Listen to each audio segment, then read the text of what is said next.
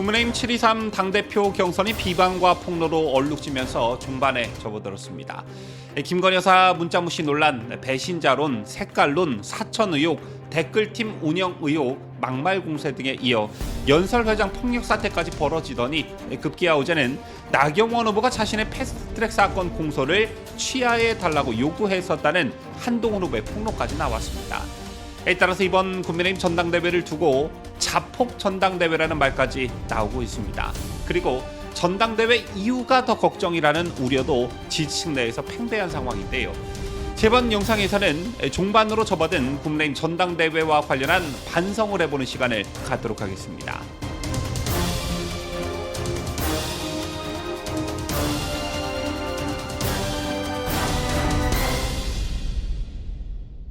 시청자 여러분 안녕하십니까? 뉴스데일리 베스트 민앵커입니다.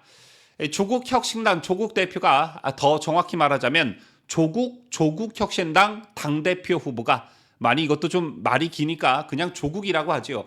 자, 조국이 오늘 아침 국회에서 기자회견을 열고 국민의힘 전당대회 당권 주자들을 둘러싼 의혹이 불거지는 것과 관련해 오는 20일로 예정돼 있는 조국 혁신당 전당대회를 마치게 되면 이른 시간 내에 이들을 고발 조치할 것이라고 말했습니다.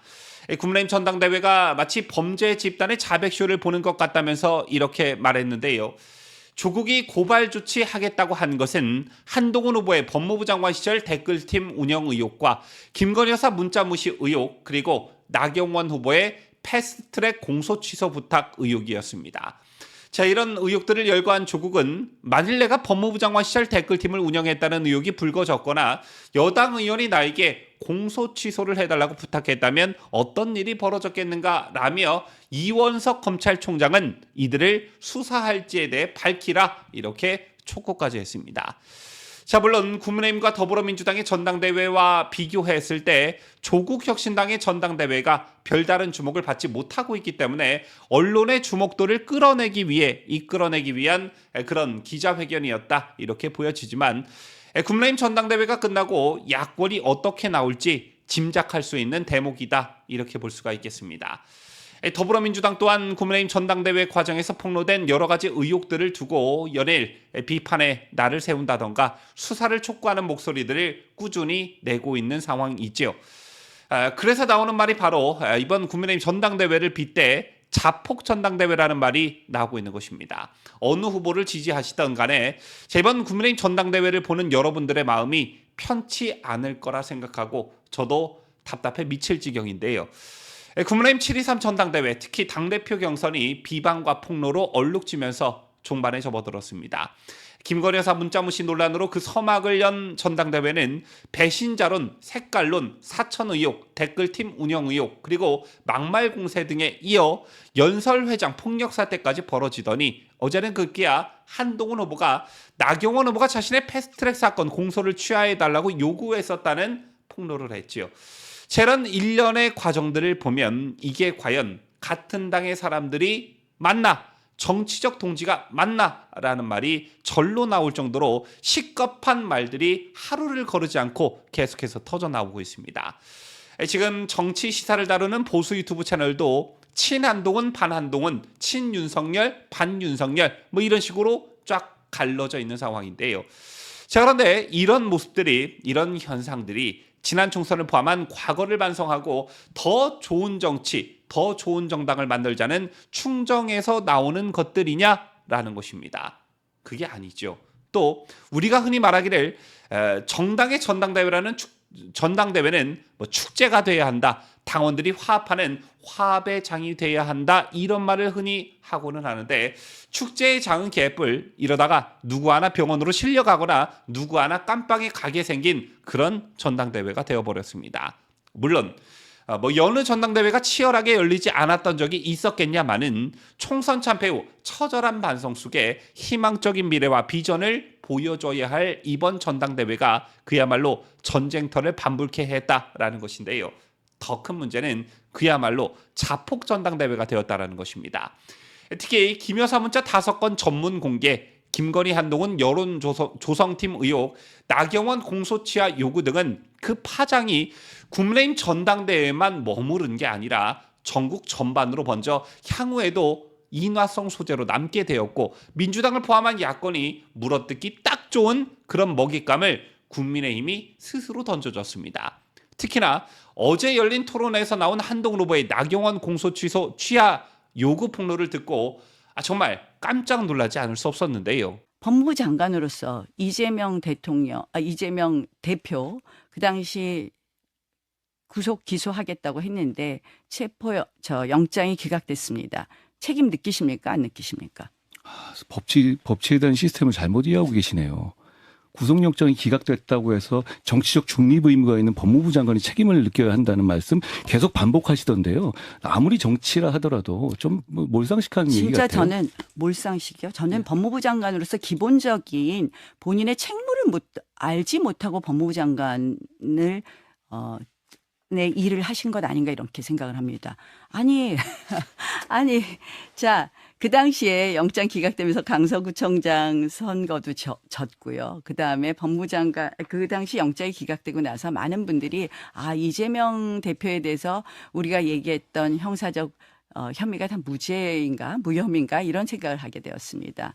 자, 법무부 장관의 주요한 업무 중에서 당연히 영장을 청구했고 했다면 이러한 부분이 잘 발부될 수 있도록 챙겨보는 것이 법무부 장관의 업무 아닙니까? 영장이 발부되도록 수사에 관여하는 게 법무부 장관의 업무입니까? 자, 거꾸로 얘기하겠습니다. 아니, 그러면 법무부 장관은 예. 계속 이렇게 말씀하세요. 구체적 사건의 수사 지휘는 할 수 없다. 구체적 사건 수사 지휘도 일단 법조문으로는 할 수 있는데요. 저는 그러면 법무부 장관의 일은 대선 공약이었죠. 하지 않겠다고 하는데.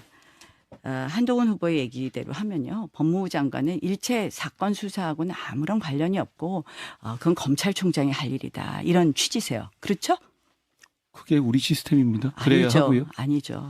자, 법무부 장관이 그러면 야당 대표의 수사에 직접 관여해야 된다는 위험한 주장하시는 거예요? 지금? 아니죠. 제가 드리는 말씀은 법무부 장관은 일반적인 사건에 있어서도 주요한 적폐 수사 같은 것을 제대로 되게 해라. 큰 가르마를 타주는 것이 법무부 장관의 일입니다. 지금 수사에서 가르마를 타주는 것이 법무부 장관의 일이라고 말씀하시는 겁니까? 아니, 한동훈 제가 수사에서 가르마가 아니라 무엇이 중요하고 어떤 것을 해라라고 이야기하는 것이 법무장관의 일이다.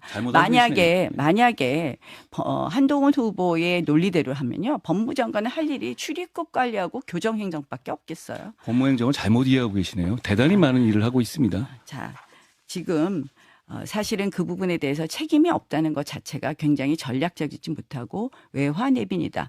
국기 문란 사건 하나도 해결하지 않았습니다. 서해 공무원 비습 사건이라든지 감사원은 밝혔는데요.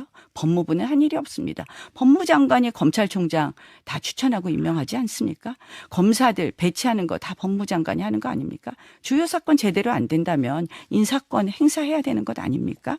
저는 법무장관 지금 그런 식으로 해석을 하면 법무부 장관은 어떤 사건이 진행이 되든지 아무런 책임이 없다. 굉장히 위험한 발상이라고 생각을 합니다.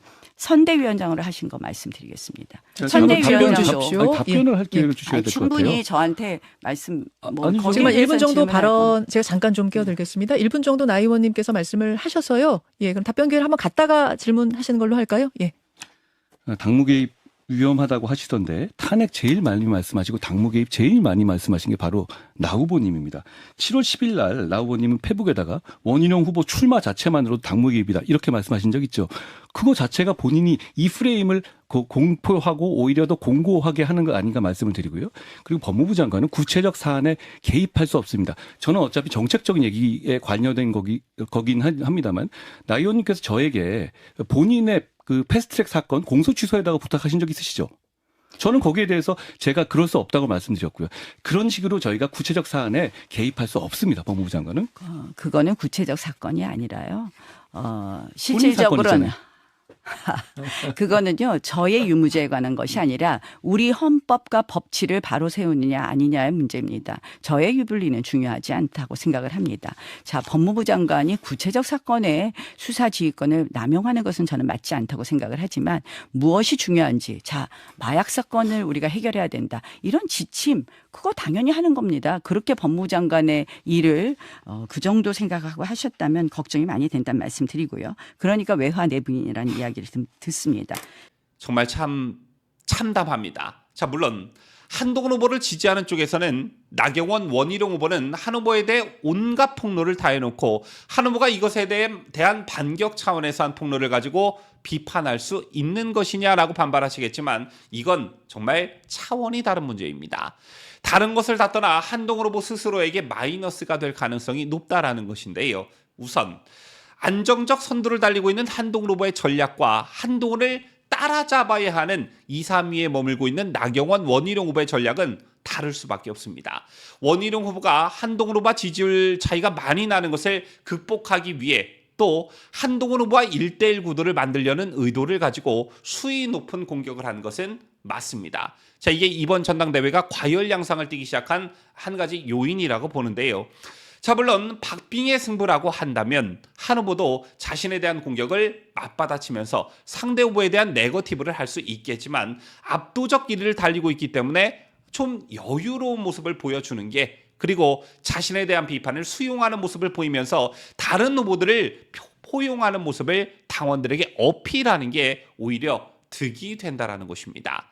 하지만 지금까지 한동훈의 모습을 보면 전혀 그렇지 않다라는 것이죠.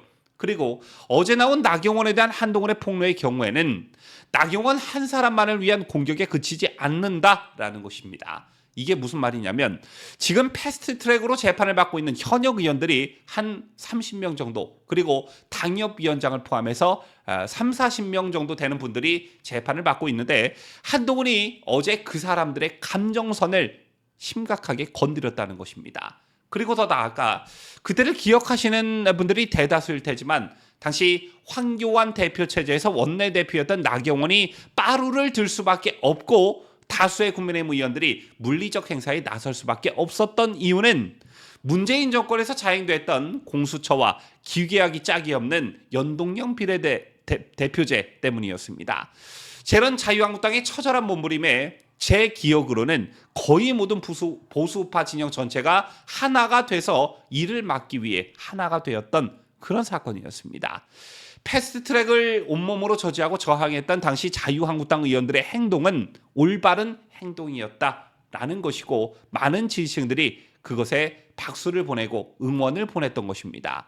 따라서 이건 나경원 한 명에 대한 공격이 아니라 보수파 진영 전체에 대한 모독이고 그래서 이것을 폭로한 한동훈에게 최소한의 연대의식도 없다 이런 비판이 쏟아지고 있는 게 아닐까 생각합니다.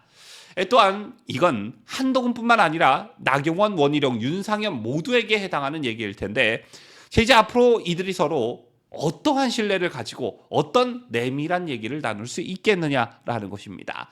자신이 불리해지면 상대를 공격하기 위해 절대 공개해서는 안 될 이런 것들도 내밀한 문제들도 다 까발리는데 무슨 신뢰가 남아 있겠느냐라는 것이죠. 정말 이러다 우리 보수파 전체가 그냥 낭떠러지에 내몰리는 것은 아닌지 정말 걱정입니다. 지금까지 저는 자유대한민국을 수호하는 뉴스데일리 베스트 민앵커였습니다.